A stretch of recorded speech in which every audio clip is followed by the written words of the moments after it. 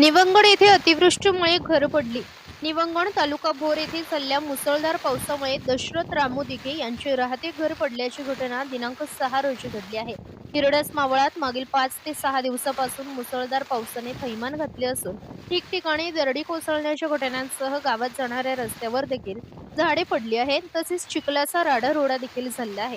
निवंगण येथे चंद्राबाई रामू दिघे आणि मुलगा दशरथ रामू दिघे हे आपल्या राहत्या घरात राहत होते. मात्र काल झालेल्या मुसळधार पाऊस आणि वादळी वाऱ्यामुळे त्यांच्या घराची मातीची भिंत कोसळली आणि घरावरील छप्पर देखील उडून गेले. यात त्यांच्या घरातील अन्नधान्य तसेच गृहउपयोगी साहित्य भिजून गेले आहे. मात्र या घटनेत त्यांचे प्रचंड नुकसान झाले आहे. घरात राहणारे दोघेही कामानिमित्त परगावी गेल्यामुळे सुदैवाने कोणतीही दुर्घटना घडली नाही.